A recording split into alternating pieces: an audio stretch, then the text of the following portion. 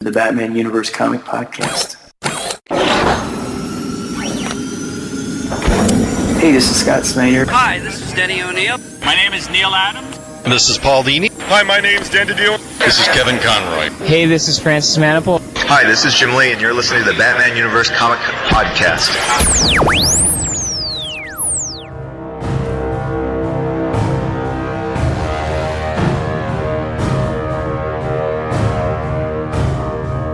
Hello, everyone, and welcome to the Batman Universe Comic Podcast, episode number 238. I am your host, Dustin, and today I have with me... This is Ed. And this is Ray. And we are bringing you the latest comic news and comic book reviews from the weeks of December 17th through December 30th. As you can hear, my voice is kind of messed up right now, and I'm not feeling super great, but I am here to record a comic cast because you guys demand it. So, we are here. We are here. Perfect. And we have two books to cover, a little bit of news, so let's just jump straight into news. So the first thing we've got is on December 18th, solicitations were released, and there's a couple of different things. These are solicitations for March 2018. Starting off with major story elements, the Poison Ivy arc in Batman will be continuing, while a new arc in Detective Comics kicks off called Batman Eternal, which could see the beginning of a new direction for Tim Drake, because it seems that he is at odds with Batman. After seeing the men of Gotham targeted over the past few months over in the pages of Batgirl and Birds of Prey, the Batgirl series states that women are being attacked throughout Gotham, and that is a situation that Batgirl is going to be dealing with. Meanwhile, over in Batwoman, there's a new story arc called The Fall of the House of Kane, which continues the speculation on what direction the character is going after being at odds with the team in Detective Comics. Harley Quinn is still dealing with the Penguin in her series, and we could learn more about Huntress's history as she is called to testify at her mother's parole hearing over in Birds of Prey. In the pages of Justice League, the League and the Justice League of America have a team up, and finally over in Justice League of America, the arc wraps up and a new one featuring Kronos begins. Those of you who may have ever seen Kronos appear in the various Batman Brave and the Bold or Justice League Action, that character. As far as creator changes, we see Javier Fernandez taking over art for at least 2 issues on Detective Comics, while Scott Godleski will be taking over art on Batgirl. There's only one new series beginning this month, but it is actually taking the place of a previous series that was never officially canceled. As we mentioned in the last episode, Mother Panic Gotham AD jumps into the future and sees the first issue release in March. Batman Creature of the Night does not have its final issue solicited, which leads us to believe that the final issue will release in April instead. Meanwhile, Batman and the Signal, The Shadow Batman, Gotham City Garage, Harley Quinn and Ivy Meet Betty and Veronica, and Ragman all conclude their issues, as well as the previously advanced solicited Dark Knight's Metal, which releases its final issue on March 14th. So that means we might be seeing some new miniseries release in April. I'm sure we'll hear some announcements in the coming weeks if that actually is the case.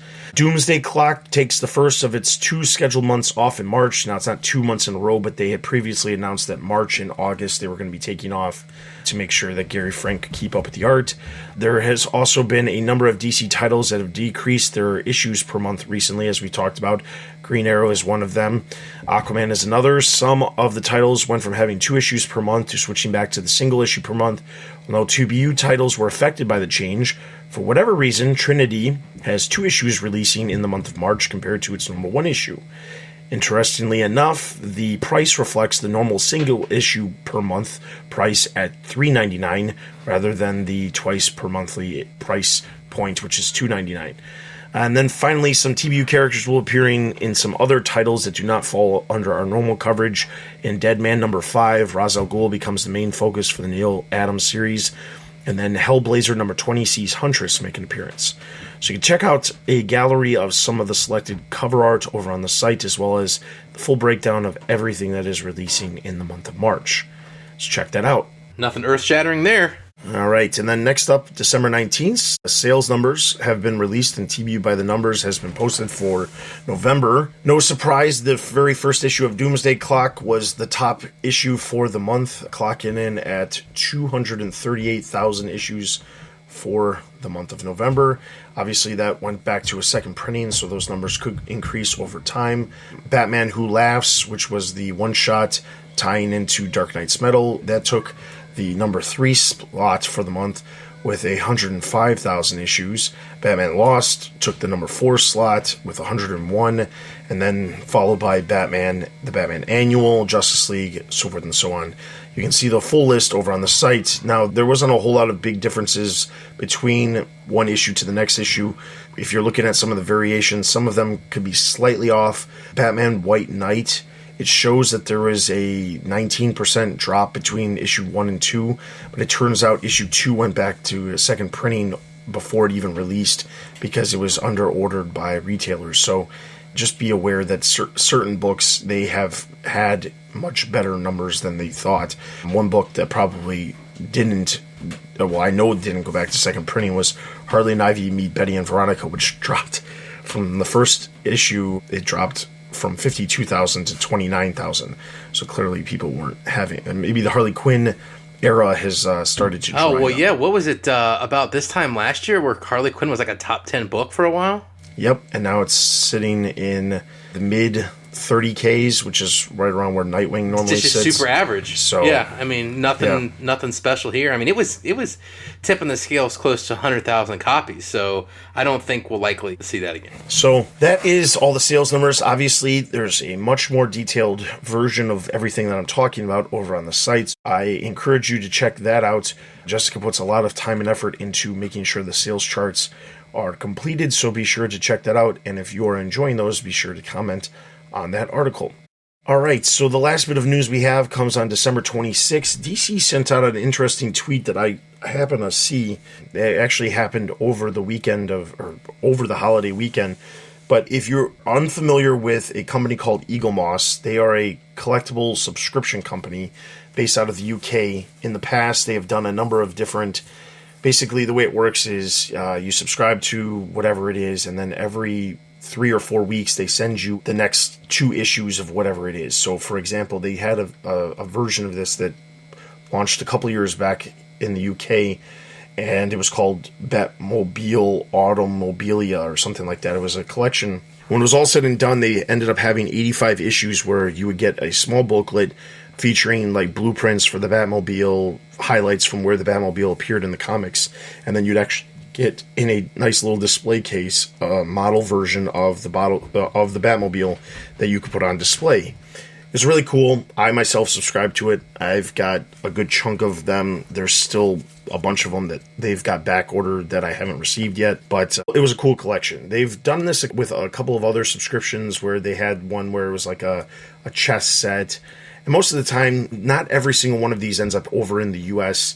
The Batmobile subscription was one of the first ones that ended up over in the US, and they made a big deal about it because they announced it at Comic-Con, and it kind of started subscriptions shortly after Comic-Con.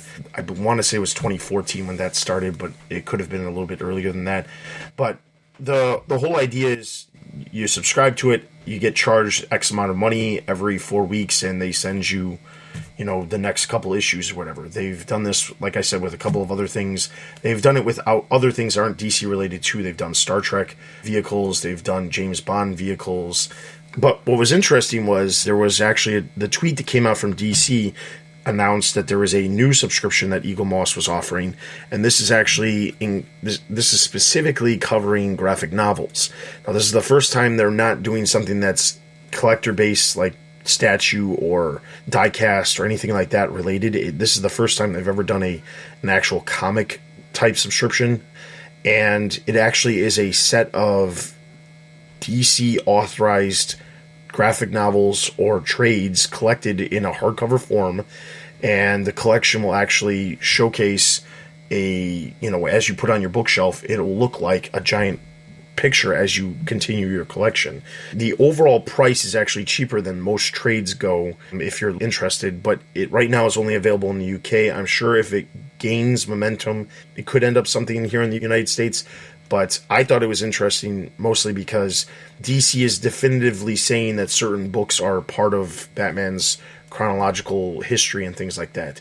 And DC hasn't ever really tended to do that. They kind of just say, here's a bunch of books that we release.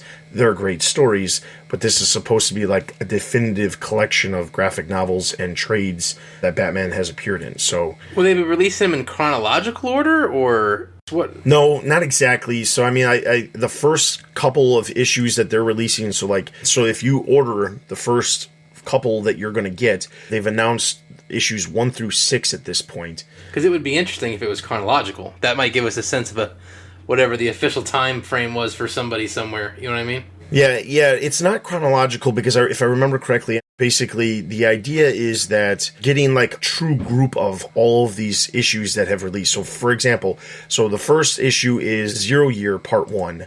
The second issue is 0 Year Part 2. Then it jumps to Born to Kill, which is a Batman and Robin story. And then it jumps to Faces of Death, Dark Knight Returns. Yeah, it's all over the board. And then the last one is The Court of Owls. So those are the first 6 that they've announced at this point. Obviously, as the months go on, there will be more that will be revealed. It tends to be like every month they'll reveal the next 2 in the line.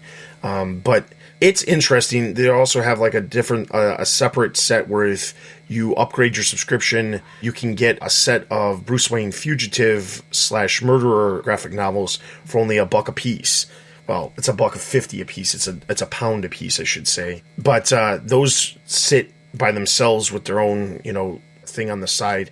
But there's a bunch of other prizes, or not prizes, but they call them presents or gifts that they give to you after so many deliveries and things like that. Bookends that you can actually use, obviously, to hold the books come after first 6 deliveries. So, I mean, it's kind of interesting. I just thought it was interesting because it's definitively saying these are the ones that we, as a company, believe are important.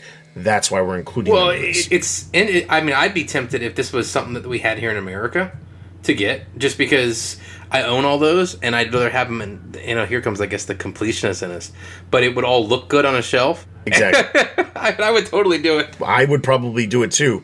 I mean, at this point, I believe that they said that, I definitely agree. There is definitely some ideas of whether or not, it could look amazing. I'd love to have something like this to pop up on my shelf and look really, really amazing. I want to say that I read somewhere, but I can't seem to find exactly where it is.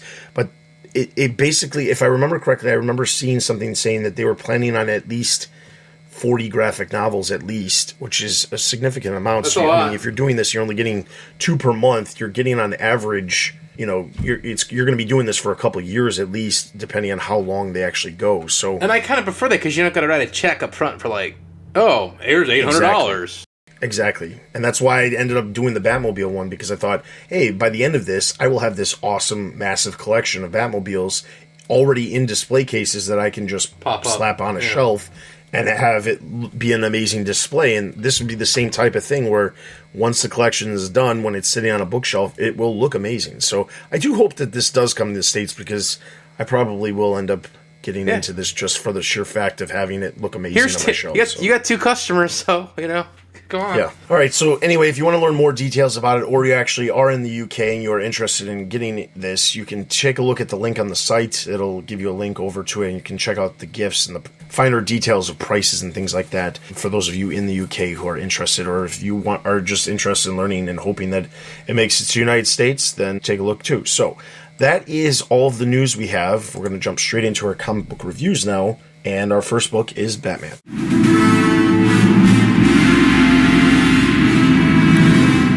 Batman number 37, Super Friends Part 2, Tom King script, Clayman pencils and inks, and special thanks to Seth Man. I guess that means he helped out a little bit. Jordi Belair color, Clayton Cowles letters, and Mikhail Janin, or Mikhail Yanin, is the cover. Aha! So basically, this is a double date. And really, there's not much more detail I can get into that, though I will say that they end up going to the Gotham County Fair, and tonight is in fact, or the night that they go is in fact superhero night, and the man at the front of the gate who's dressed like one of the Wonder Twins is basically refusing them entry, and they decide not to go as their normal guises, but to switch it up, which is interesting for Lois, because Lois gets to be Catwoman, but Catwoman just puts on Lois's outfit, and then to gain entry, she meows in the guy's ear. But Superman turns, or I guess I should say Clark wears the Batman outfit, and then Bruce wears the Superman outfit. And so they just go to different, just like a regular fair, they go through the Tunnel of Love, they go to the batting cages, they get some prizes, they eat ice cream all along the way. Got different discussions going on, and mostly the guys are just talking amongst themselves, and then the girls are talking. I feel like the girls get along way better, possibly because of the introduction of Lois's flask, who knows. But throughout this, you can get a sense of the relationships between not only the same sexes, right? So Batman and Superman, and then Lois and Selina, but also between the couples as well, and how they react. So it's interesting at the very beginning just how Clark is very prim and proper. I guess it's the first page, right? Something that I noticed. Clark, just has one arm around Lois, and then Bruce doesn't really, I feel like his love language is not necessarily physical touch, but Selina generally, I think, if you're with Selina, she's going to very much show that you're her possession to a certain extent. So she's very much all over him. And then another fun part was when they were in the Tunnel of Love. And I think Clark and Selina had a really nice, like you would expect them to be a pretty normal couple. But then Selina comes out and she's like on top of Bruce. But that's basically it. They discuss, I think that they've come to terms with this engagement. And they're both happy for each other. And they're just sort of accepting that it's happening. And I think Bruce and Selina, it's hard to describe, I guess, why they're together. And I think we get that sense from this. And at the very end, because Bruce basically kept saying that he could hit a ball that Clark pitched him, we see at the end that Clark pitches as Superman and Batman hits it. So I guess that's up for debate whether he threw an actual pitch or not. So that is Double Date. I really recommend reading this, but I would basically be gushing for 15 minutes if you really wanted me to recap. So I think that's probably as much as people's tum-tums can take. So here we go, Double Date. What did you think about the characterizations of all four characters in this particular issue? Because it very much is character focused. I thought it was amazing. I love this issue. I love the last issue. I love this issue actually probably even more than the last issue. I think that everything that was happening with Clark and Bruce was spot on. I honestly, in my mind, can't see their interaction any different than what I saw right here. Between Lois and Selina, I think it was also really good. It's funny because you mentioned the flask, and I think that did have something to do with the fact that they did get along so well. Yeah. Because, in some ways, you have to say, obviously, Selina has come in contact with Superman in the past. Obviously, Bruce has come in contact with Lois in the past. But how many times has Selina and Lois actually come in contact? I'm sure it's happened here or there, but in reality, they don't know each other very well. Not nearly as well as Superman and Batman know each other, or even, Batman and Lois, or Superman and Catwoman in that regard. So, in some ways, it's one of those things where, if you've ever been on a double date in your entire life, and you're the person who, your friend is the one who you're going on the double date with, and their significant other, or your significant other, they've never really interacted, it's there's some little, you have to have some weird icebreaker moments to actually just be able to have those two click. You're hoping that those two, I'm speaking from experience. So from my experience, I've gone on double dates before with my best friend when I was in high school, and my girlfriend at the time, his girlfriend at the time. You really want them to get along really well because it'd be awesome if you could all just hang out all the time. But you have to get to the point where they have to find something in common together, because they're kind of being forced to be in this awkward situation where, in some ways, they're each the third and fourth wheel because you two are the friends. So I'm sure the alcohol, helped loosen everything up between the two of them. But, the characterization overall, I thought it was spot on. Amazing work. Yeah, they seem to be, about true. You would think that I do think the booze definitely helped there. I do. I think that's an affirmative. Lois and Selena are very different characters. I can't remember. I mean, I'm sure they have had dealings, but I can't remember anything off the top of my head that kind of sticks out in my mind. The characterization seemed good, both for the girls and the guys. Bruce and Clark seemed about normal. It seemed very much like you thought it would be if these four characters kind of got together. I thought the swapping of the costumes was interesting, but I felt they were very much in character. So Absolutely, yeah. At first, I was trying to figure out if Bruce was a little too much, like, forceful with his no. Like, he couldn't go along with it at all, and he was almost... I felt like I was seeing more of the Batman persona than the Bruce Wayne persona. But I guess that's good, right? Because the Bruce Wayne persona is very much the party guy and, putting on this act. So I guess it's good that he's being true to himself. But it was just like he kept saying no. Even when Selena was, subtly hinting that she was hungry and wanted to go to the fair, he's like, no.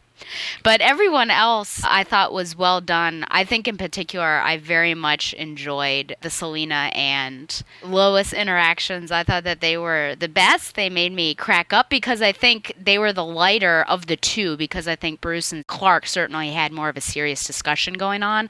And while Selena and Lois had a serious discussion, I think it was the way it was presented was lighter, and it was just, they were like gal pals. So I very much enjoyed that. My second question is about actually the conversation that's happening. It's kind of later in the issue, about 17, 18 or so. It's when they're eating ice cream and going back and forth between Lois and Clark and Selena and Batman. So they're each having their own conversations. But Lois at one point brings up the fact that one of the couples or one of the women might be wrong about about their partners, their choice in partners, because Lois and Superman are opposites, and so they're working well together. And Lois feels like Selena and Bruce are the same. And apparently, since they're going to get married, that they're working together. So Lois is under the assumption that maybe one of them is wrong or will turn out to be wrong in that relationship. I guess we can assume might not work out. Selena was bringing out the point that Clark and Lois are the same and it's working out, and then Selena and Bruce are the same, it's working out. So one of them might be wrong. But Lois says that maybe both of them, maybe they're both wrong. And I wondered, which point of view did you believe in more, or did you think that it was just, again, the sign of the whiskey or whatever was in that flask? But what did you think about that particular conversation between the two women, and did you think either of them had the better perspective or the better opinion about the relationships? I probably would side more on the line of what Selena said about the fact that she is, that Lois and Clark are very similar, Batman and Catwoman are very similar. But when Lois says that maybe they're not, maybe she's referring to the fact that maybe, like, there are some differences between them. I have no problem admitting that I'm not as super as familiar with the Lois and Clark relationship as somebody else out there. I'm sure there's lots of people out there who are more qualified than me Michael to Bailey. be saying that. Yeah, that's a great example. But I've read comics with them in it, and I've seen media incarnations with them in it. And sometimes it does feel like Clark sometimes is portrayed more of a very more wholesome than Lois. So maybe there's some, maybe there's a little bit of a nudge, like maybe they're not so similar. Lois sees something that Selena is not recognizing and saying, well, maybe you're not as similar as you think. But it could just be, but if it was, it seems like a weird time to say something like that when they seem to be getting along, where you would assume starts, be kind of an aggressive statement to say at this point in the date. But yeah, I would side with Selena and believe that the two couples are alike in their own separate ways, and that's the way they both believe that that's a good thing for their relationships. Yeah. But I guess the characters are supposed to be different. Dramatically so. I don't think you would have a Lois character work with Bruce. It just doesn't seem like it fit. Or, that matter, could you imagine, the uptight farm boy with Selena on his hands? I just think that they're always supposed to be different. My knowledge of Lois and Superman is not equal to like the hardcore Superman fan. But let's face it, we've seen a lot of crossover, and when you read the Bat intertwined books like Trinity and things like that, you do see a certain amount of Lois in there. So I think that, these are just where the characters need to be. I don't think you're going to see them become like best friends or anything like that. Typically, well, speaking from myself and my own life, if your girlfriend/wife happens to get along with your best friends or close friends girlfriend/wife enough to have social events together, that's pretty much good enough. And I think that that's what we'll be on par for here. I don't think they're going to become besties, but I think when the boys are together, they're not gonna kill each other. Yeah, and it's nice that Lois is really wanting Selena to have wedding things, I think she says very vaguely, so that, she can come and join in on the party. So that's very nice. Yeah, I like to think that Lois is right, that they're both sort of wrong, and I think it's just one of those things that they can't explain it. That one doesn't have to be right or wrong. They're both wrong in some sort of way, and that they match up. I do definitely see that Clark, perhaps from Michael Bailey's influence, but just my experience of Clark and Lois over the years, that they are very opposite. He is very meek and mild, I think, even as Superman, Boy Scout, Smallville, all of these terms, whereas she's I think she's pretty, forceful is not necessarily the word, but she's just a really strong lady and very capable. I think part of it is because of her military upbringing and, being an army brat, and that's something that she certainly brings into the conversation. And even when you see her in comics on her own, she's able to handle herself. I mean, she was on a mission with Dinah Lance, for goodness sake. Showcase 94, I think, of a Birds of Prey. So, they're just very different. And I think even Bruce brings that to his attention because he mentions something about his guys and her being a reporter and everything. So yeah, I like to think that they're both wrong, and that even though they're trying to compare, I think, apples and oranges, that they have, both of these relationships have the legs to go the distance. So I like to think on that way. Plus her reasoning is that, their world is insane, right? Which is funny, because does that mean that their world, the ladies' world, is not insane? But yeah, I like their little conversation there. I think, those are, I mean, again, I could probably gush on this particular issue. I guess the final fun question I could say is, do you think that Clark put his all into that pitch? Or do you think, did he put his all into the pitch and Batman was able to hit it off of him? Or did he, I don't know, not send it with all the fury of the Last Son of Krypton? Well, the Bat fan in me has to say that Superman threw that pitch as hard as he could, and Batman hit it off. I think he popped it in there, because I don't know Superman that well, but I think if he threw it as hard as he could, it would have broken the bat. So that's true. Yeah. And Batman was saying how actually if he threw it as fast as he could, or with as much powerful as possible, that the ball would disintegrate. He mentioned that earlier in the issue. So I do think he probably didn't send it with as much power as he could. But Batman got it nonetheless, and the ladies are cheering. So there you go.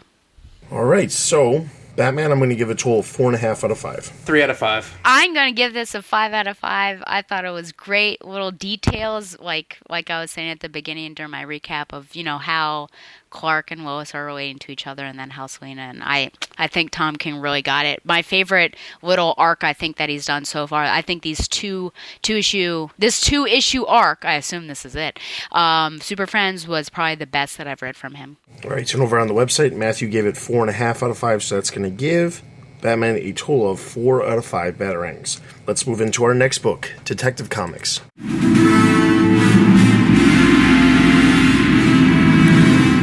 Detective Comics number 971, written by James Tynion IV, art by Miguel Mendocona. The issue starts off at Arkham Asylum. The victim syndicate has taken over the facility. A very nervous young reporter is greeted at the gate by Abigail, Madame Crow, and Anarchy, who take her to the first victim. The victim monologues a bit about how Batman is the true villain and the syndicate just wants to help. Mr. Noxious claims credit for the murder of the police in the syndicate's last attack, and the first victim orders Mute to silence him. The reporter sees Clayface, deprived of his bracelet which allows him to keep his human shape and moral sense. And Mudface wants to tell the world about Batman using Clayface as one of his operatives. In the Belfry, the Knights see the news reports. Cass is devastated at Clayface's predicament, while Tim tries to catch up, since he was dead during the first attack. Batman tells him that the Syndicate wants him to unmask. Stephanie Brown returns, telling them that the Syndicate is using her cloned phone, and thus she feels responsible and wants to stop them. She tells them that she infiltrated a planning meeting for a huge protest a few weeks ago. Tim, feeling betrayed, but Steph says she didn't know about the scope of the plan at the time. Tim still challenges her, asking what she wants, and Steph snaps back that she just wants to save broken people from dying from a mad crusader. The team attempts to formulate a plan, suggesting a pincer assault, collaborating with the colony, and gets bogged down in the discussions until Cass reminds them that Clayface needs help now. Batman decides that he's going in alone after receiving a furious call from Mayor Atkins, threatening that if he does anything except come alone to Arkham, the city will treat him as an outlaw. He splits the team in half to deal with the multiple protest sites and heads off to the asylum. In the meantime, Mudface tortures Clayface with an electrical prod, trying to break him down to his monstrous, conscienceless state again. She declares that her only goal in life is to hurt him in revenge for what he did to her. Commissioner Gordon waits at the gates at Arkham, telling Batman that he has always had problems with Batman putting kids in danger, which has pushed him to agree with Mayor Atkins. Batman, betrayed, nonetheless walks into the lion's den. Anarchy walks him from the gate to the asylum, and Batman tries to reason with the young man. Lonnie counters Batman's appeal to his better nature with the argument that Batman has created his own oppressive system to replace the oppression of crime that controlled Gotham before he existed. The first victim greets Batman with 100 guards, all wearing the victim's signature bloody paint on their heads. Batman implements a Joker backup plan, sealing the asylum completely, and fights all of the guards and the Syndicate members by himself. Meanwhile, at the protest, Red Robin tells Orphan and Spoiler that none of this makes any sense. The protests don't disrupt anything serious in the city, and Orphan notices that the locations are all over sewer hubs.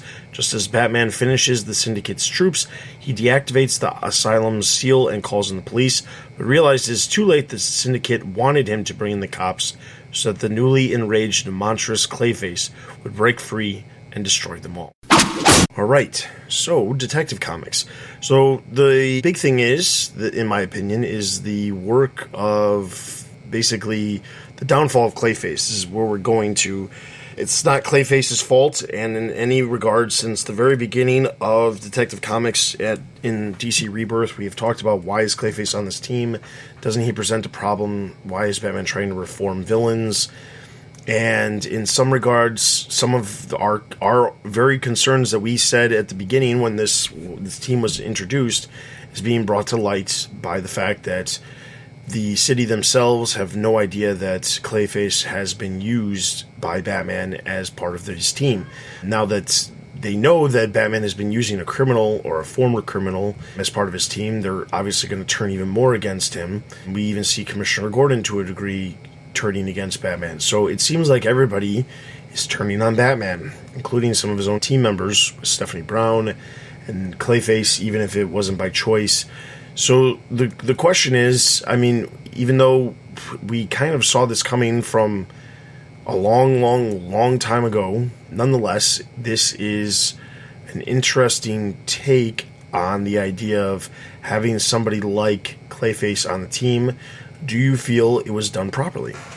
Yeah, I mean, yeah, pretty properly. I mean, I guess we had to have this moment, and I think I would have kind of felt cheated if we didn't eventually get this. Like, the screens in the background that show the news showing that, like, Batman's using a murderer. They're not wrong.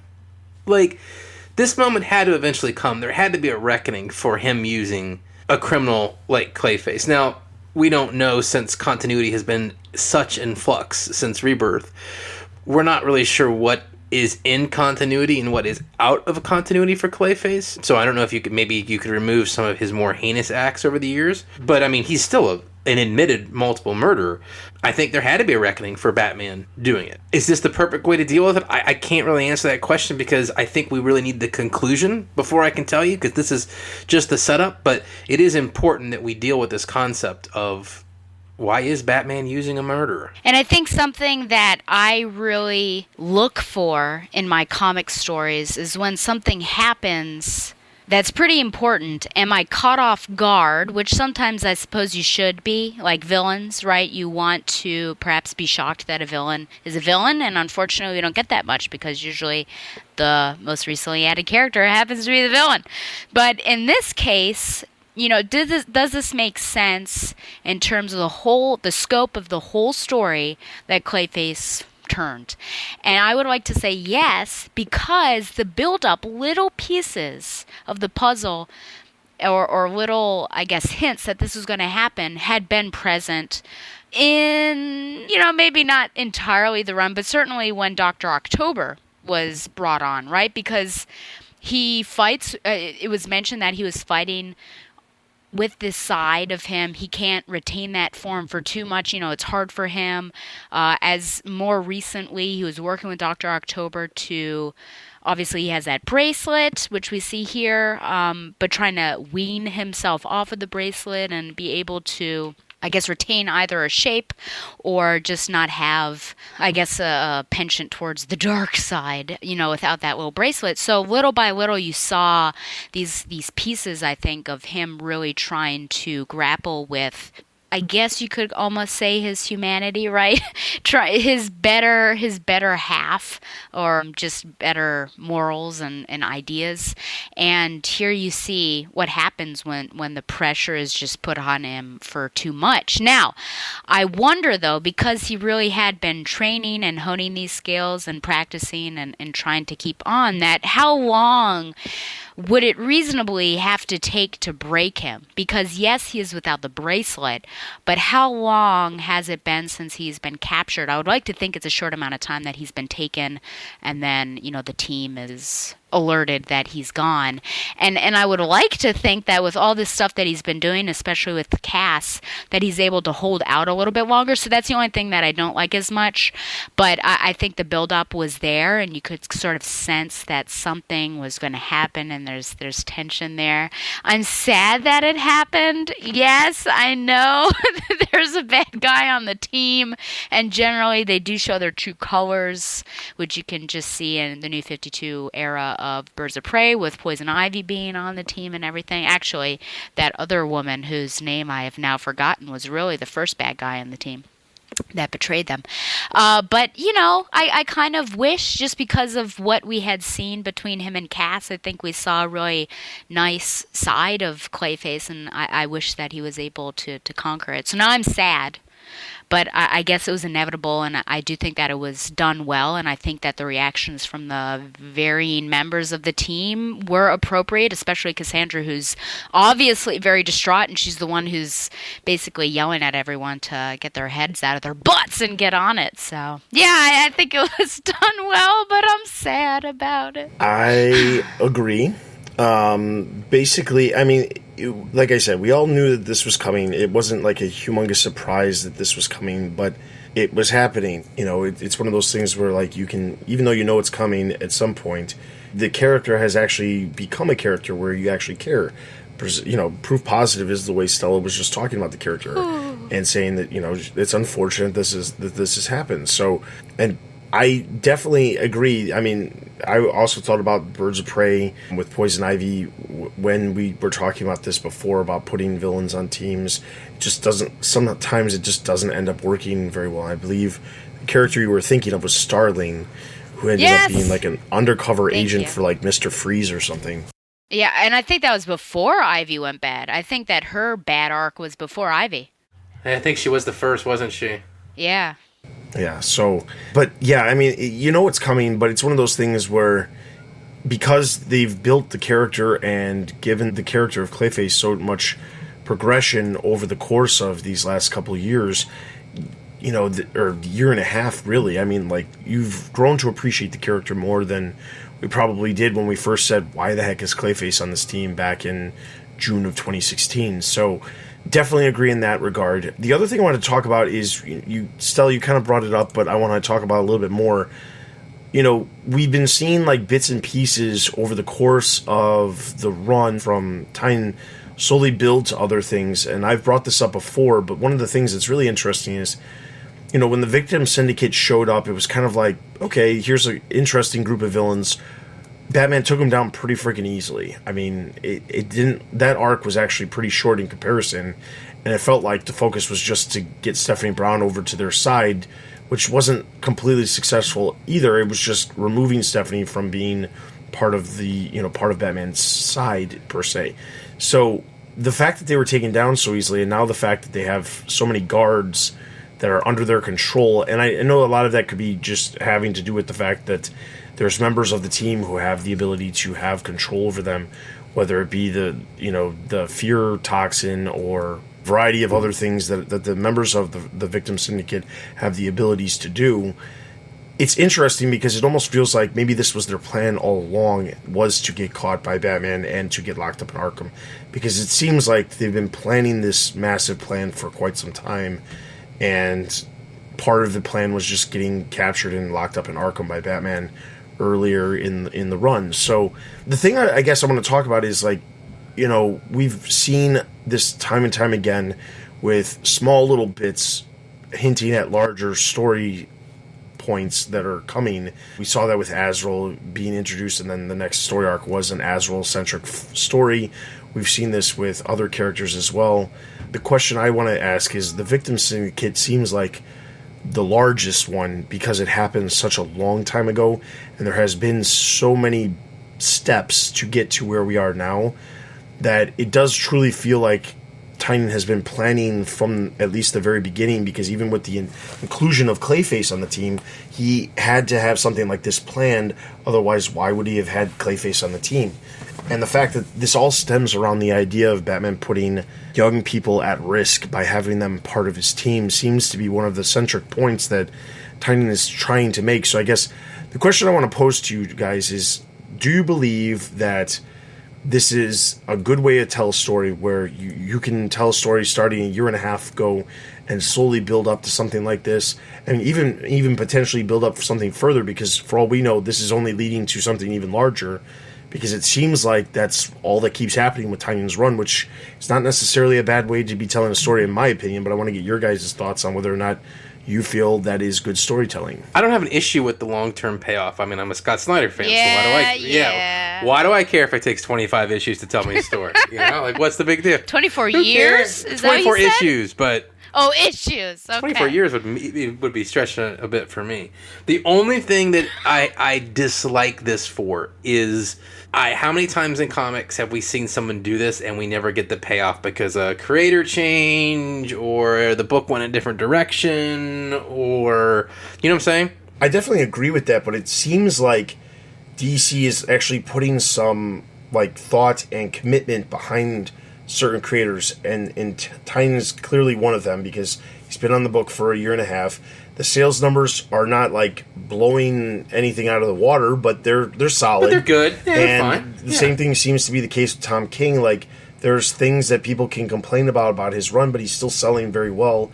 And he keeps telling everybody he wants to be on for 100 issues, which we know is going to be at least, 4+ years. So the thing is, it's definitely seeming like DC is at least putting some sort of commitment behind this.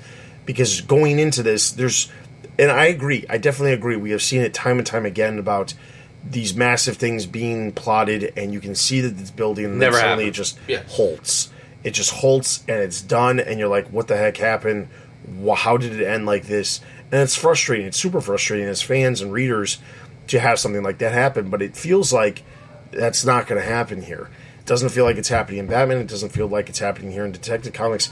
It feels like they're actually giving them the opportunity to tell the story, and unless there's some drastic thing where they lose half their readership in 1 month, they're going to keep letting them do it, which I'm completely okay with. Yeah, no, I think they probably will, but it's not like that's never happened. Do you know what I'm saying? I mean... Right. It just feels like they're taking more risk with the the it writers seems now. like they're giving them a lot more rope. I mean... And maybe that stems from what Snyder was doing, because Snyder was selling well and doing those crazy long story arcs that payoff like a year later, and there was things that he hinted at that didn't even pick back up for another 2 years and things like that. And they saw how well he did with that, and they thought, well, maybe we'll do this. We'll give other writers a chance. And if anything, I'm not reading a lot of other stuff that's not Batman related at this point, or books that we cover here on the website in Greater Gotham, but I don't know how many other writers are actually giving that opportunity to, where they're letting them write so long. I know Dan Jurgens has been on Action Comics for quite some time, and I know Peter Tomasi has been on Superman. But outside of those two writers, I know that like Wonder Woman was Greg Rucka, but that stopped during the summer. Justice League just got a new writer. Yeah, Justice League just got a new writer. Steve Orlando's been on Justice League of America, but it's only been just about a year at this point. So I mean, like, it just seems like some of these books, especially the ones that are shipping twice a month, it seems like they're giving the writers a little bit more opportunity. I mean, Tim Seeley just left Nightwing, but he was on the book for a year and a half too. But that accumulated, 36 issues. So it seems like they're giving the writers a little bit more time and more pages per se to tell their stories and see if they can do something really worthwhile. Yeah, and again, that would be my only drawback to this. I have no problem with the long form storytelling. I just don't want ever to get robbed of the payoff. I think it's fine. Yeah. I think the setup here is fine. I think the long term plays into it. It definitely let you build the Anarchy character up a little bit and his relationship with Stephanie. So I think it's fine. I do. I just hate it when we don't get the finish. That's all. I have a concern. Oh. And this is something I've been battling with in a different way over in my own show, Backworld Oracle. But I think, if I recall, we were mostly disappointed with the Victims Syndicate arc. Is that correct? I think, yes, overall we were. I think part of it had to do with the fact that the villains weren't super well developed, and the other part of it was, I think, the spoiler was at a weak point. Sure. Where, because of what happened with Tim Drake, where when she removed herself from the team, I think we were upset about that as well. And would you say that now you are better appreciating the Victim Syndicate?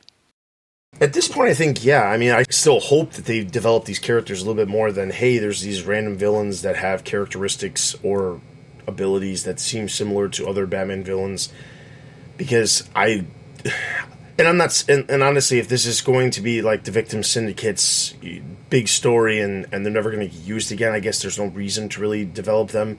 But I just appreciate in general when characters are better developed and you learn more about them. Like, certainly Madame Crow has something to do with Scarecrow to a degree, but what is it? Mute, I don't know what I thought maybe it had something to do with Ventriloquist, but I don't know for sure. Who knows? I don't know exactly, like, the first Victim, I don't know anything about the character. Does it have something to do with Batman? And because the first Victim, she is blaming Batman all the time for all of the horribleness that's come to Gotham. So, I mean, like, I just wish it was better developed. Maybe that's part of the plan, is to not develop them because they're supposed to be more mysterious. And that's probably more of the case. But I just hope that in the end, they're a little bit better developed. Especially if they're going to be a group that's just going to be locked up and be able to be used in the future.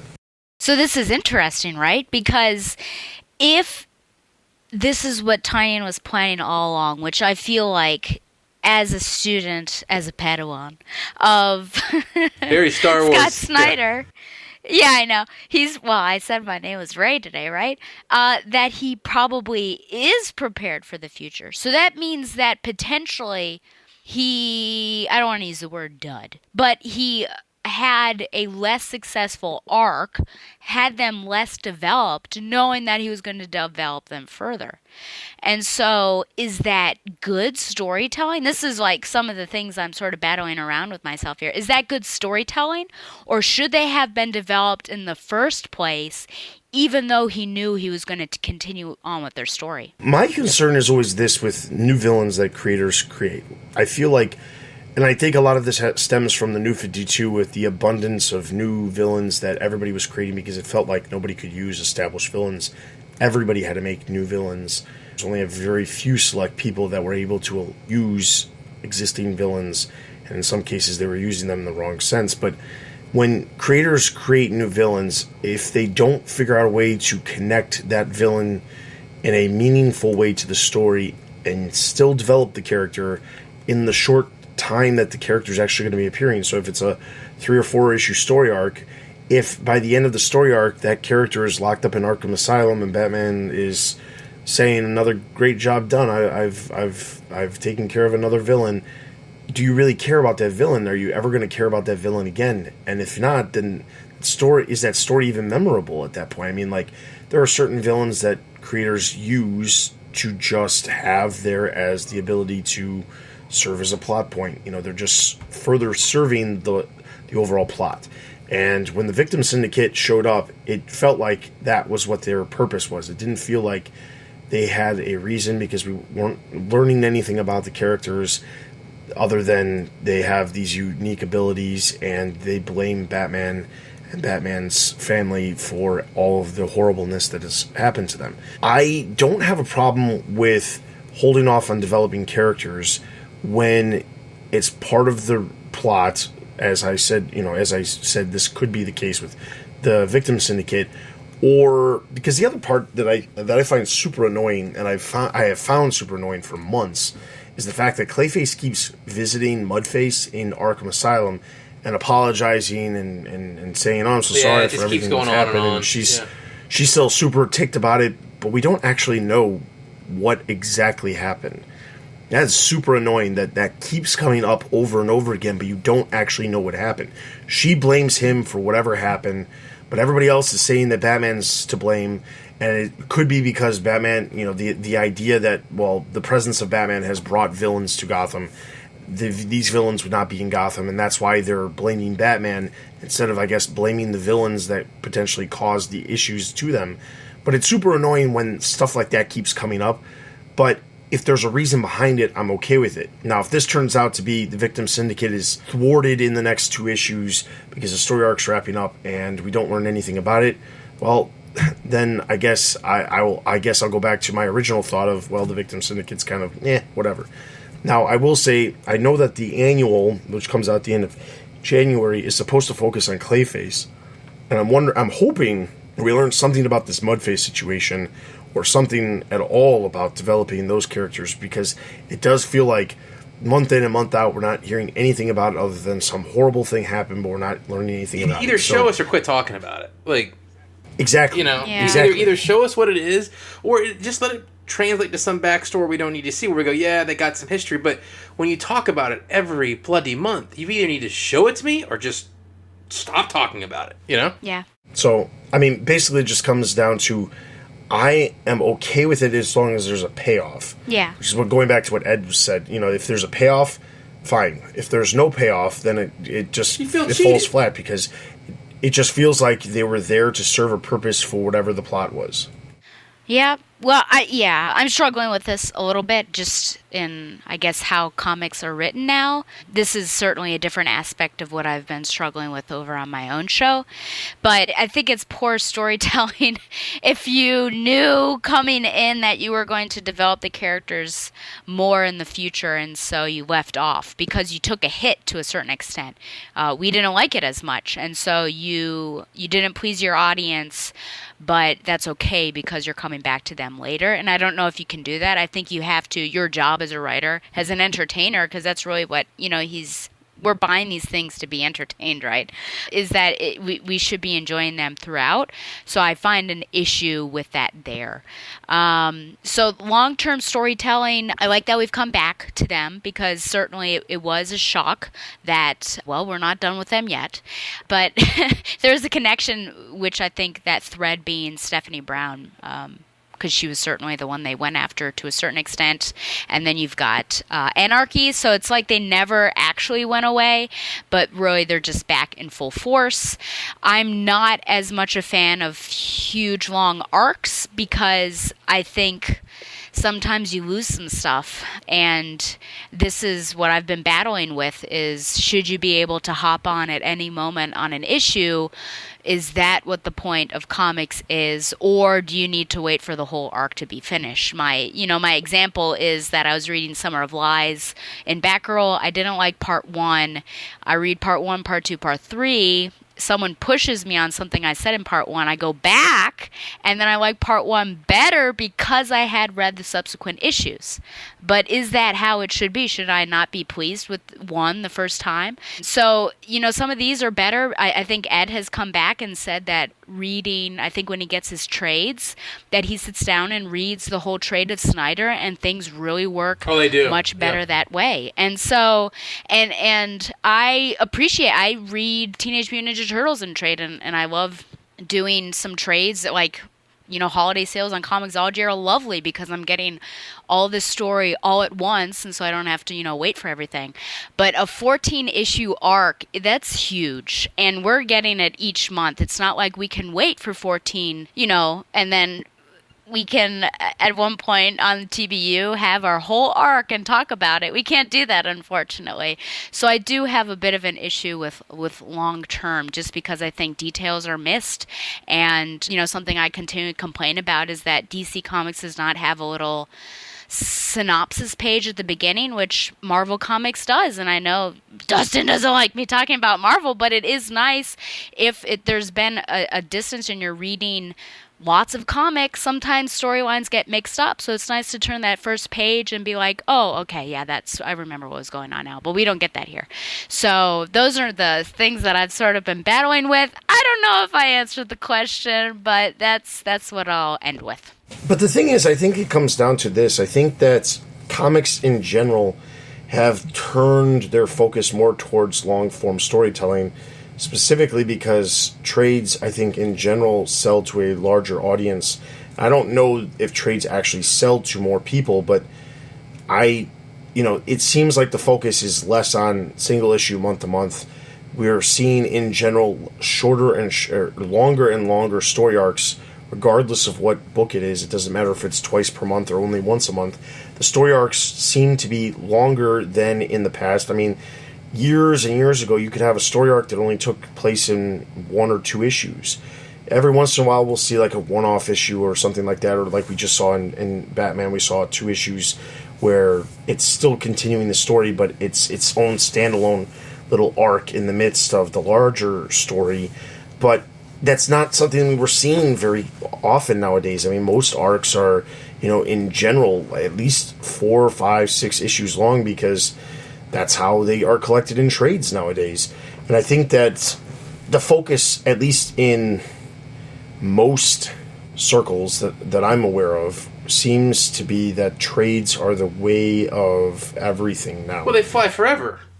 You know what I mean? Like, it is very rare for someone to go back and Court of Owls and grab all the Court of Owls issues. But it is much more common to go buy the graphics. So once the graphic novels are put into production, or the trades, however you want to call them, those flags are going to fly forever. I mean, if you have a good trade, and they'll reprint them, and they'll come out with new editions. It just keeps happening, exactly. So I mean, like, it's one of those things where it's clearly the focus that they're doing. There might not be as many, but it also seems like, based off of what they're releasing week to week when it comes to graphic novels and trades and things like that, or specifically trades or collected editions, that is, it feels like they're doing much larger focus on even releasing some of the pre-Flashpoint stuff. There was some Suicide Squad recently that just came out from like the 80s that was reprinted in trade form. There's some other stuff that they've reprinted in trade form after it being out of print for like years and years and years. They just did the Stephanie Brown Batgirl stuff not too long ago. Yeah, so I mean, like, there's a lot of stuff out there that clearly, if there's people out there who are buying it, they're producing it. And it's a heck of a lot easier for them to produce it in trade than it is in the single issues. My understanding is also that trades in general are cheaper to make than the single issues, because there's less overhead with a single trade over, potentially 6 individual issues. And I don't know the logistics or the economics behind that for sure, but I imagine that would be true, just because there's 6 issues that, yes, they're not as thick, but a trade is 1 item compared to 6 items. Just that math makes more sense to me. So, well, and think about the availability too. Like, I was on a Target like a couple weeks ago. They had the Dark Knight Returns and the Killing Joke there on the shelves in trade. Yep. I was actually at Target earlier today, and I saw trades and different collected editions on the shelf too. So I mean, like, and that was not something that was probably super common even 10 years ago. No, you never saw them anywhere. It's definitely something newer. I mean, like, I remember making a big deal about the fact that I saw single issue comics at Toys R Us like maybe 4 or 5 years ago during the New 52, at the beginning of the New 52 or something. And I remember seeing those issues and thinking, wow, this is crazy. I haven't seen any comics like actually at a normal store for a long time outside of a comic shop. And when I was a kid, I used to see Everywhere. Batman comics at the grocery store on the shelves with all the magazines, and my dad would be grocery shopping and I would be reading the comic books sitting at the grocery store. But I mean, that's what it was. And now you go to grocery stores and you don't really see them because there's not as much of a focus on the newsstand.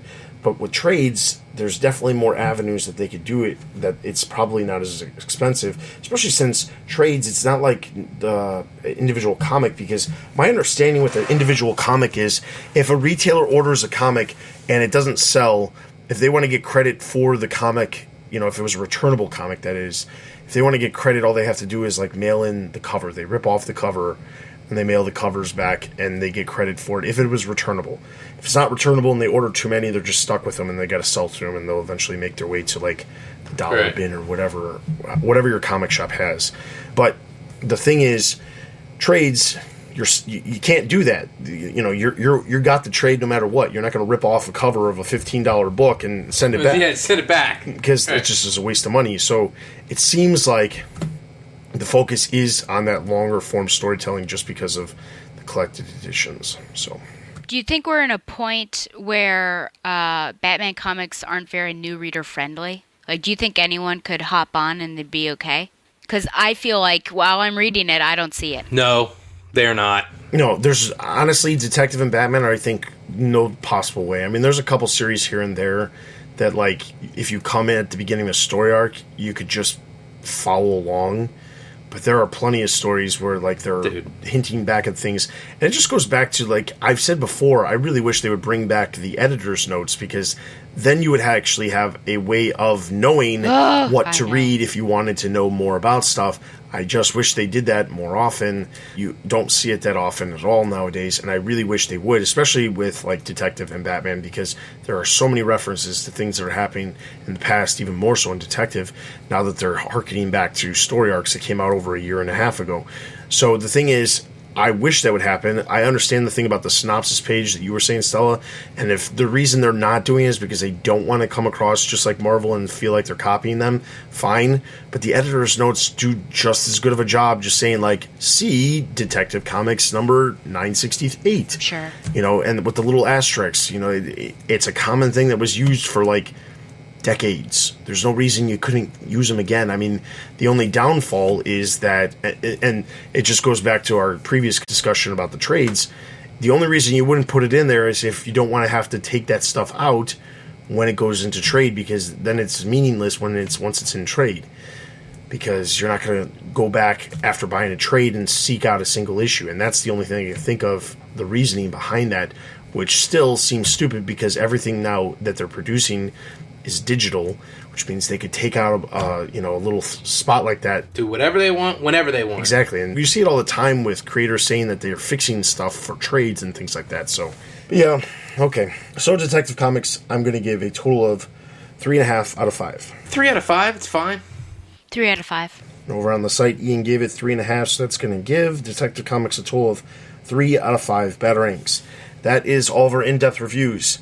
Before I jump into Greater Gotham, I'm just going to say I'm actually going to skip Greater Gotham this episode. Not on purpose. I'm going to skip it, but I'm going to, when we do the next episode, I will go back and I will cover all of the Greater Gotham. My voice is literally, like, starting to crack, and I'm afraid that I'm not going to get through listener comments if I read out Greater Gotham. But I will say, because I know Stella will get very upset if I don't mention this, over the past 2 weeks, there was a specific book that Stella has been getting on my case about for the last, 6 months, telling me that it's coming, telling me that I should be telling everybody it's coming. So I'm just going to announce to everyone that on December 20th, there was a certain book called Batgirl, The Bronze Age Omnibus, Volume 1 hardcover, that released.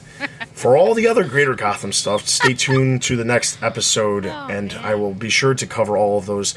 But in the meantime, Yeah. In the meantime, if you want to know about what's going on in the other comics, be sure to check out our review roundup that happens on Saturday mornings, giving basically one sentence synopses of what happened in each comic that released for the week, as well as the ratings, links to the actual reviews.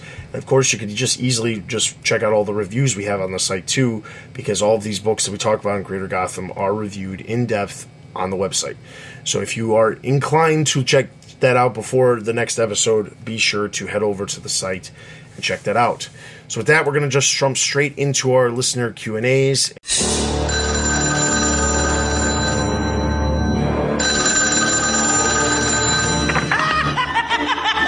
Boy, did you get a wrong number. Leave your message at the sound of the shriek. No, please, don't! And the very first one we have comes from Jerry. Hi, all. Terrific podcast as usual. Enjoy the passionate discussion. My thoughts on the main Batman book. From the start of Rebirth, I had been reading Batman every 2 weeks like a good little Bat fan and was starting to hate read it. Oh, somewhere around that. That's kind of what I feel about Ed. I hate liking it. So I'm just kidding. Wow. Happy New Year's, everybody. Kidding. Yeah.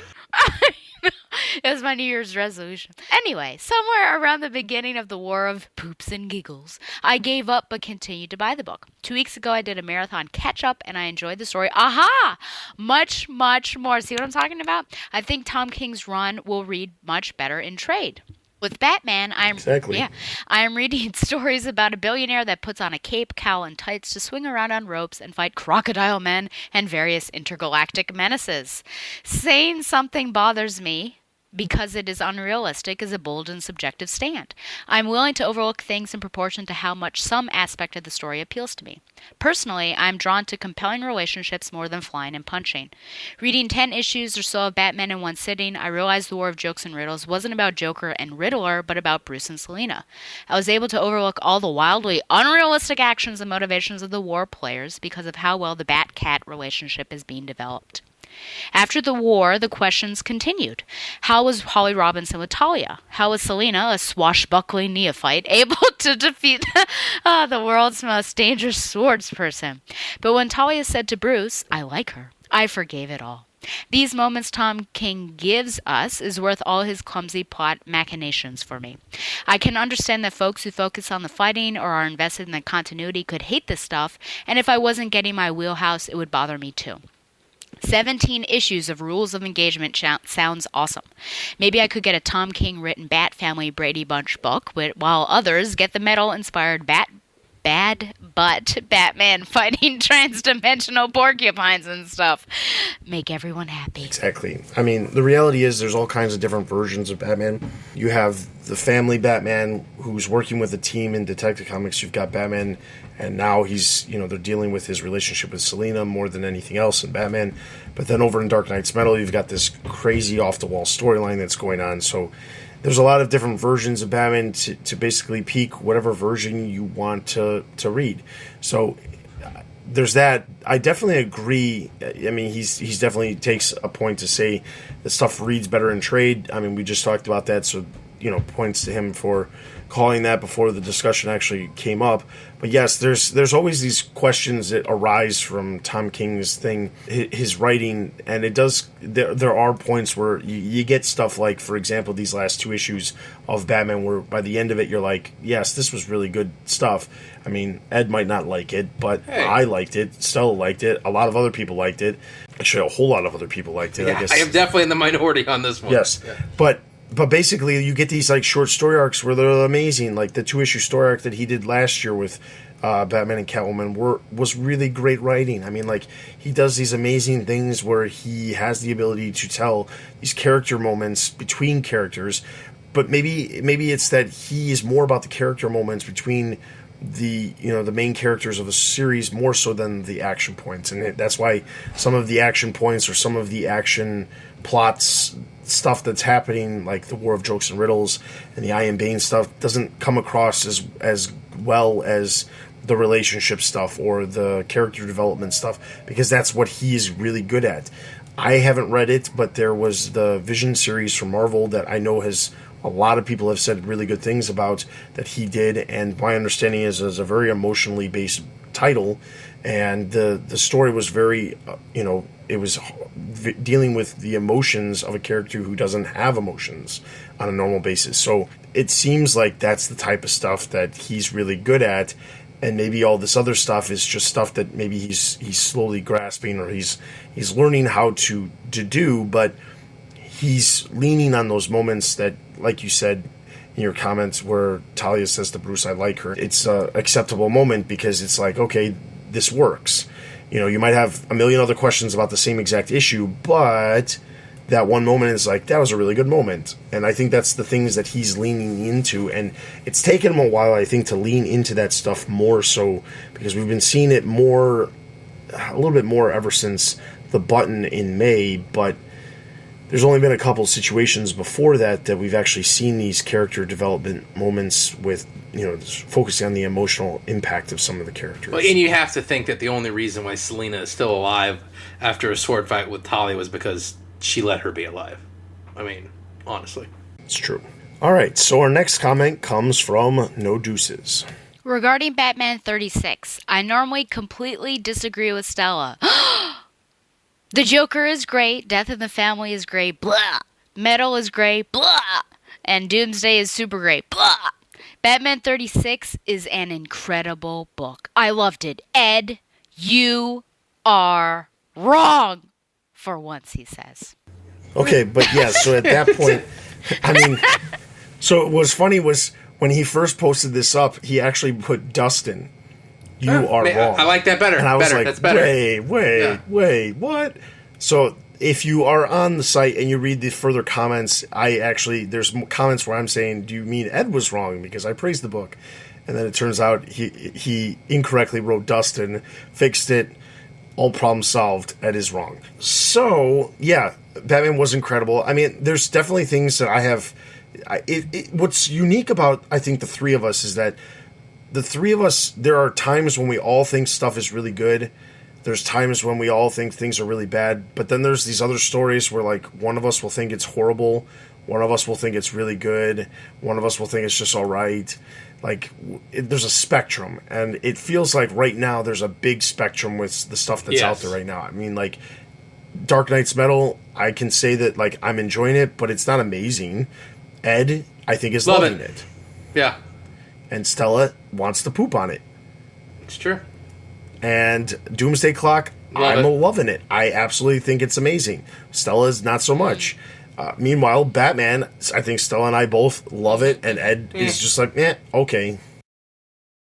So, I mean, that's what makes, I guess, the three of us and our discussions unique, is because it's not just uniform across the board. Although, I will say that, generally speaking, our reviews, our ratings are not super different. It's just, I think, our overall opinions of what's happening in the titles, or the overall opinions of what happens in the overall story arc, which we don't individually rate because we're rating these individual issues. So, well, too, and I think we're very good at this, as I toot our own horn for a moment. I think we're good at the rationale, the difference between knowing that a story is poorly constructed versus I just don't particularly like it. Right? Like, I don't think the Tom King stories that he's wrote with Superman and Batman are poorly wrote. I just don't like them. You know what I'm saying? Like, and there's a huge difference between slagging off something, going, oh, it's just junk. This is not junk. Sometimes stuff just doesn't fit one of our personalities, and that's fine. You know? Yeah, and I think that's the case because, like, Scott Snyder stuff, very well written, but I don't always appreciate what he's trying to do. Sure. Unlike Ed, who, I mean, he loves what he does. Yes. But, I mean, like, there's a point where you can recognize that somebody is doing a really good job of writing without making the character that you appreciate really, really great. Sure. All right, so our last comment comes from Jessica. I'll just start by saying that... oh, my gosh. Okay, you and me will have words, Jessica. Wait. Let's give this a little bit of a preface. So, if you don't follow Stella on Twitter, and you don't follow Clinton, who is currently our merchandise news reporter on the site, he also runs his own blog, appropriately called Coffee and Comics. But you don't know Ange, I guess. Yes. Yeah. Coffee and Comics, and for the last, I want to say, what is it, a month? month. Yeah, at least. It's been a It month. feels like a month, Yeah. maybe longer. Yeah, It feels me so. too. They have basically been telling Stella that she needs to drink coffee because it'll make her life Yeah. better, It's fact. and she Yeah. is adamantly against that. I am. People, you listen to me on this show. Do you think I need to be hyped up on caffeine? Do you remember that one episode when Joe was still on here and I was sick and for whatever reason I was just like crazy? I didn't have anything in my body. So just imagine that on caffeine. But anyways, I think Jessica at one point posted that she was coming back on the airport and had downed an absurd amount of coffee, and so I basically shamed her. So this is where this is coming from too. But yeah, basically people are attacking me About the coffee daily then? with images Yeah, about it's coffee. definitely about Yes. So now I have to defend myself daily. So that's basically what my Twitter feed has become. So anyways, from Jessica, I'll just start by saying that caffeine is your friend. Stella, embrace it. No, I think not. Micro naps, not as much. What do you mean? I love my 20-minute naps. They will murder your capacity to think straight. Okay. As someone who once went overboard with the whole no sleep owing caffeine thing and ended up, well, slightly overdosing on the damn thing, I do agree that Tim reaching a breaking point due to burnout might make an interesting plot point. So basically, Tim's story is Jessica's little biography, I guess, in Detective Comics. As predicted, I did love the episode. Ed, I'm sorry to say, you are a bit lonely on that field. But at the same time, I did find issue number 36 a tad boring. But again, those interpersonal stories are what King is good at. Short, 1 or 2 issues story arcs, heavy with emotion. I'm glad his Batman is finally steering towards that. As of now, Batman and Nightwing are back on my top titles, with Detective losing a few positions. Tynion has been losing steam. I know we've only gotten to read 2 issues of Humphreys and Chang, but the tone they set was absolutely on point in my opinion. And I'm already more invested in the new support characters than I was on Sean and I can't even remember what the name of the group was. Also, Raptor, the self-proclaimed arch-nemesis, who will never be the arch-nemesis because he was built with all of the wrong motivations. Yes. So if you have not been reading Nightwing has actually been really, really good. And that's not saying that Tim Seeley did a poor job. I think it was just an average. I think across the board, I think we all disliked Raptor as a villain and his reasons. And then the whole Sean thing, how we had to jump 6 months into the future to make it seem like their relationship was something more than what was actually being shown. And then the whole pregnancy scare, I think that whole thing was a little bit excessive. That's a very nice Raptor, way of putting it. Excessive. Nice. Very yes. polite. Raptor in general, I think, was the worst part of the run, honestly. I felt like there was too much of a push to try to make that character something that it really wasn't.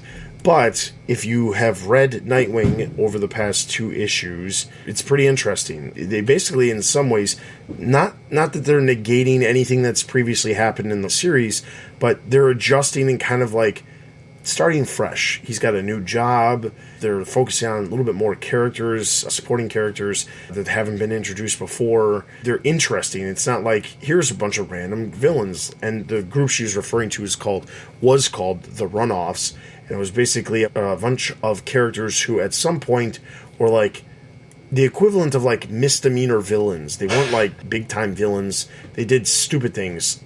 Sean's I mean, that's the best way to put it. Sean's code name was the Defacer because she got arrested for graffitiing. I mean, like Ed calls her the Depanzer. yeah. Well, and that's one thing we'll never have to worry about hearing again. But I think that's if you haven't read Nightwing because you gave up on it, definitely give it a shot again. It's some good stuff. Classic comic stories, and it'll be interesting to see where they go from with the direction that they're going, because it's interesting. So leave it at that. Yeah, I am found that I am definitely alone out in that field, but I am not alone in that field. I have a hot cup of coffee with me, so I'm good. Yeah, and you're all sick. Okay, Here we go.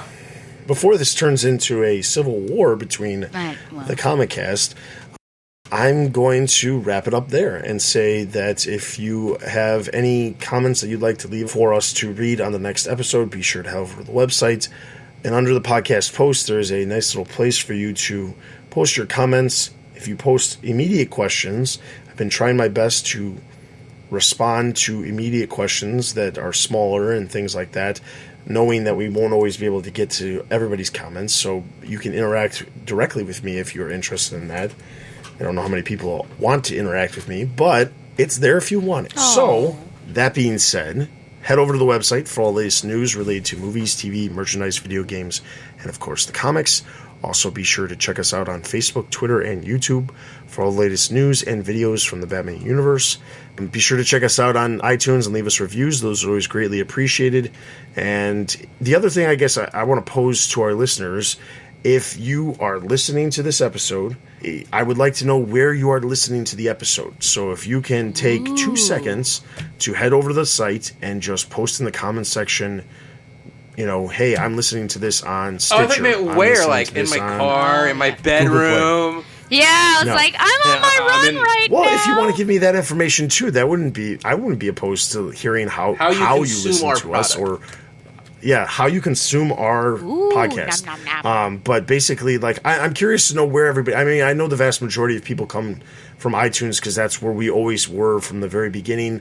But I know that people have asked about Google Play in the past, and I know we're on Google Play because I made sure we were, and we're on Stitcher, and I put the episodes out on YouTube now. So I'm curious to know how you are consuming, where you're consuming, if you're just listening directly from the site because you have the MP3 player there on the site, if you're doing a direct download, and of course, I guess if you want to tell us how you listen to it. I know in the past, Stella has had some people who have said on Twitter that they listen to her podcast while they go for their run.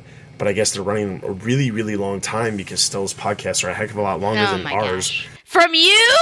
This is coming from you? It lasts them multiple runs. Or they could just run a half marathon. Just listen to it 30 minutes at a time. I'll just say this, okay? I haven't gone running in many, many years, but when I did go running, I would never run for 2, 3, 4 hours at a time. Oh my gosh. Like maybe an hour and a half at the max. That would be about the longest. Yeah, but I mean, you might run 30 minutes a day, which means, you could. It would take you about a week and a half to finish one of our episodes. That's fine. If they come out every 2 weeks, it's perfect. Every month. That's awesome. Yeah, they only come out once a month, and that's probably why. I hope so. Yeah, don't put the pressure on. She comes out once a month because that's probably why. Because people have to have time in between episodes to actually be able to listen to the full episode. We're not exactly slim and trim here either. Like, yeah, see. Wait. Yeah, I know. We are slim and trim compared to practically every other podcast on the site right now. Just saying. I think Bat Books for Beginners is the only podcast that's actually shorter than us at this point. That's just because they're focusing on a short story arc, and that's it.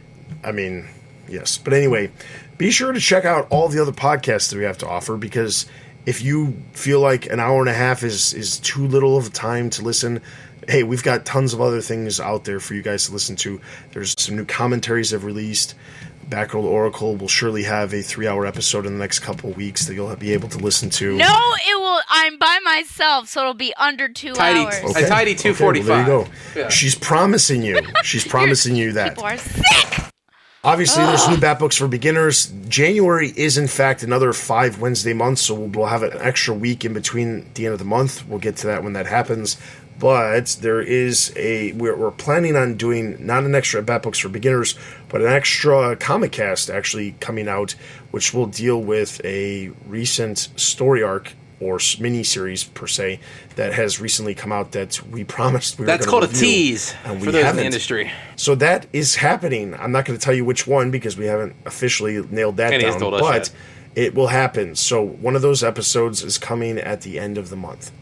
So be month of January? The end of January, correct. Well, it'll be like the first Friday of February, I think. Is when it'll actually release. Yeah, the first Friday of February. But yes, that is coming at the very end of the month, beginning of February. So that all being said, that is everything for this episode. This is Dustin. This is Ed. This is Ray from Nowhere. And you have been listening to the Batman Universe Comic Podcast. And I failed to say this last time, but I hope everybody had a very, very good holiday and a happy new year.